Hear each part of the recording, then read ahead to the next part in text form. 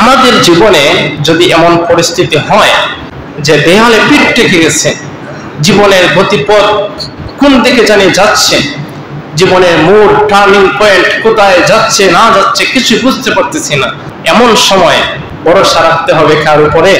জোরে বলেন কার উপরে? আল্লাহর উপরে ভরসা রাখতে হবে।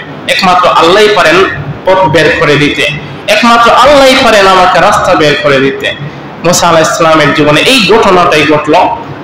তার অনিশ্চিত একটা ভবিষ্যৎ, অনিশ্চিত একটা সময়। তিনি তো এখনো নবী হন নাই, সাধারণ মানুষের মতো জীবন পরিচালনা করছেন, একজন তরুণ মানুষ, যুবক মানুষ। কিন্তু আল্লাহ তাআলা যদি বড় একটা দায়িত্ব কারো কাছে, কারো নিকট অর্পিত করতে চান, তাহলে সেই দায়িত্ব দেওয়ার আগে আল্লাহ তাআলা তাকে অনেক ট্রেন আপ করেন, অনেক প্রশিক্ষণের মাধ্যমে তাকে শক্তিশালী করেন, মজবুত করেন। সেজন্য আল্লাহ বলছেন প্রিয় রাসূল সাল্লাল্লাহু আলাইহি সাল্লামকে, বলছেন ইয়া আইয়ুহাল মুদ্দাসসির, হে কম্বলওয়ালা নবী, কুম ফাআনজির, আপনি দাঁড়িয়ে যান। ওয়া রাব্বুকা ফাকাব্বির, আপনি আপনার রবের পবিত্রতা ঘোষণা করেন।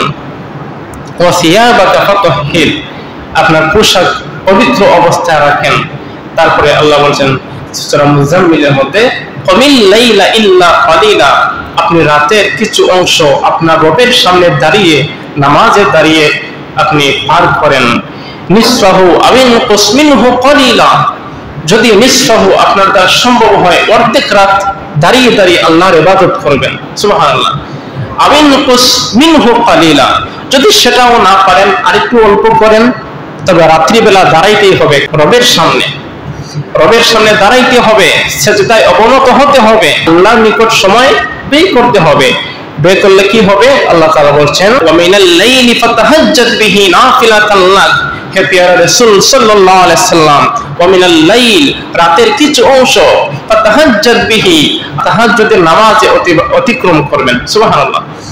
নাফিলাতান লাক, যদিও এই নামাজটা আপনার জন্য অতিরিক্ত, মানে তাহাজ্জুদের নামাজ এটা বাধ্যতামূলক নয়, তবে অতিরিক্ত।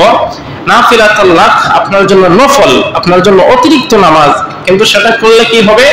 আশা, যদি আপনি এটা করতে পারেন তাহলে অচিরেই আশা করা যায় আপনাকে উত্তম একটা আসনে আসিত করবেন, মর্যাদাপূর্ণ একটা আসনে, মর্যাদাপূর্ণ একটা জায়গায় আপনাকে আসীন করাবেন। তার মানে আল্লাহর জন্য সময় ব্যয় করা, আল্লাহর জন্য রাতে দাঁড়িয়ে নামাজ পড়া, সেটা আপনাকে উচ্চ মর্যাদা সম্পন্ন একটা জায়গায় নিয়ে পৌঁছাবে, ঠিক কিনা বলেন? সেজন্য মাঝে মাঝে কিছু কিছু মানুষের বক্তব্য শোনা যায় যে আমরা তাহাজ্জুদের নামাজও পড়ি, এটা তারা বোঝাতে চান যে আমরা এত উপরে পর্যায়ে যে আসছি সেটা তাহাজ্জুদের নামাজের মাধ্যমে আসছি। কিন্তু আচার আচরণ সেটা ফেরাউনের আচরণকে হার মানে, ঠিক কিনা বলেন? এরকম জবান দিয়ে বললেই হবে না, অন্তরের কানেকশন একমাত্র থাকতে হবে কার সাথে? আল্লাহর সাথে।